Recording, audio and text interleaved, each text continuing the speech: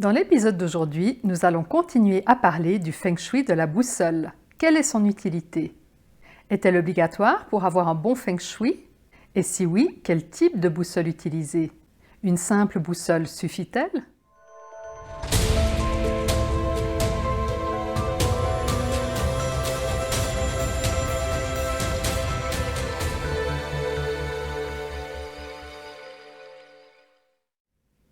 Bienvenue à la chaîne YouTube Institut de Feng Shui, la référence francophone pour le Feng Shui traditionnel. Je suis Florence Jacquier, médecin et fondatrice de l'Institut suisse de Feng Shui. Dimanche passé, nous avons parlé du type de Feng Shui que nous pouvions faire sans la boussole. Et comme tu l'as appris, ce type de Feng Shui nommé Feng Shui de la forme est très puissant. Mais le Feng Shui de la boussole est lui aussi très puissant et doit être impérativement fait dans toute analyse et de manière minutieuse. Un consultant Feng Shui traditionnel ne se sépare jamais de sa boussole. Voici ma boussole. Dans le jargon Feng Shui, on l'appelle un Lo Pan. Celui-ci a été conçu par Grand Maître Yap Cheng Hai, comme on le devine sur la petite plaquette dorée en bas à droite. Dans l'avant-dernier anneau externe, Grand Maître Yap a placé la formule du dragon de l'eau, formule la plus puissante de tout le Feng Shui. Si les Lo Pan sont des outils indispensables quand on est consultant Feng Shui, il n'est pas nécessaire d'en avoir un quand on débute.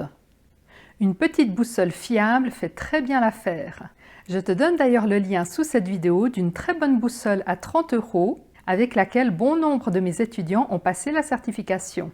Ce n'est que si un jour tu suis une formation certifiante et que tu désires alors devenir consultante en Feng Shui qu'un Lo Pan est indispensable.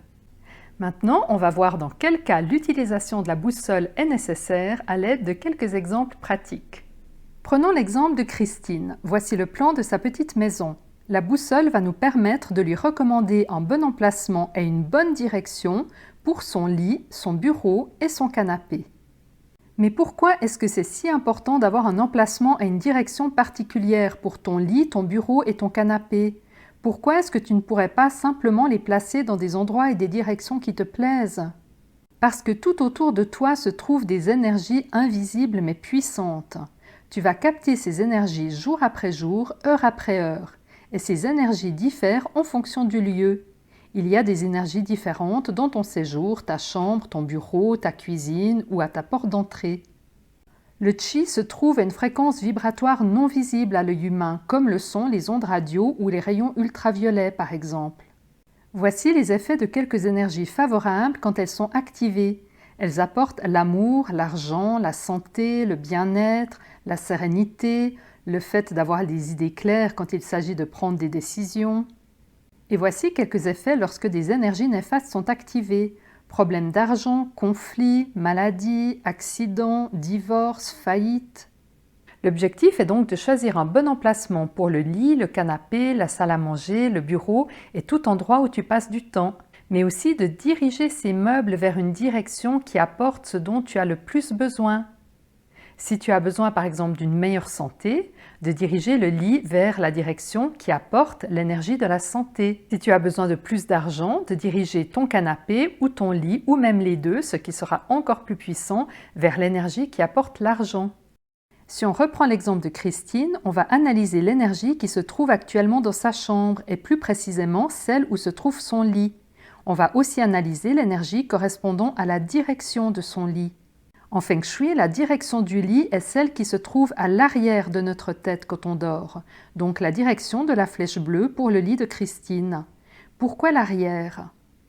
Parce que lorsque tu dors, tu vas capter le Qi par le sommet de la tête, précisément par le 7e chakra nommé chakra de la couronne ou chakra Sahasrara. Ce chakra est toujours représenté en violet car c'est la couleur de la spiritualité, de la méditation et de la communion avec l'esprit. Le chakra couronne représente donc l'union entre l'âme et l'esprit universel. C'est un lieu de pure conscience, sans pensée. C'est le chakra qui est actif lors du sommeil et c'est par lui que tu vas capter l'énergie. Ainsi, la direction de ton lit va être celle qui se trouve à l'arrière de ta tête. Après avoir analysé l'emplacement du lit de Christine, il s'est avéré qu'il activait une énergie qui apporte des pertes d'argent, des conflits et la maladie. Par contre, la direction lui apporte l'argent et le succès, Mais comme l'emplacement est aussi puissant que la direction, nous avons cherché un autre emplacement pour son lit qui activerait des énergies qui lui seraient favorables. Nous lui avons trouvé un merveilleux emplacement pour son lit.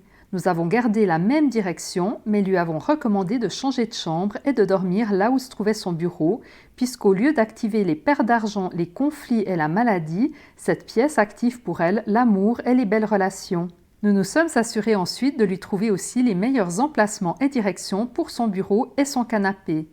Mais son lit est prioritaire car c'est le lit qui est le plus puissant de tous ces facteurs. Maintenant, tu te poses peut-être la question de savoir mais quelles sont les énergies dans ma chambre, mon bureau, mon salon, ma salle à manger, ma salle de soins si tu es thérapeute, ma salle de méditation, et de même pour les directions. Pour connaître les énergies de ton logement, cela demande une boussole comme tu le sais maintenant, mais aussi d'autres éléments comme ta date de naissance et pour certaines énergies, la date d'emménagement et l'orientation du logement. Si tu désires savoir toi aussi quels sont les meilleurs emplacements et les meilleures directions pour attirer l'amour, l'argent, la réussite, la santé et toutes les énergies dont tu as le plus besoin, j'ai créé une formation complète qui te permet justement de savoir comment activer les énergies dont tu as le plus besoin pour obtenir ce que tu veux obtenir.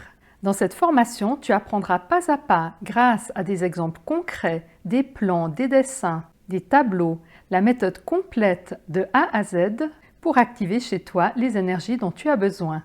Voilà, nous sommes arrivés au terme de cette leçon.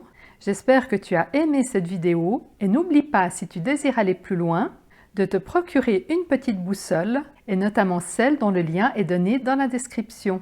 Celle-ci sera bien suffisante pour connaître les énergies qu'il y a chez toi et poursuivre la formation. Je te donne rendez-vous dimanche prochain pour parler des miroirs et faire la lumière sur les nombreux mythes qu'ils véhiculent. À bientôt!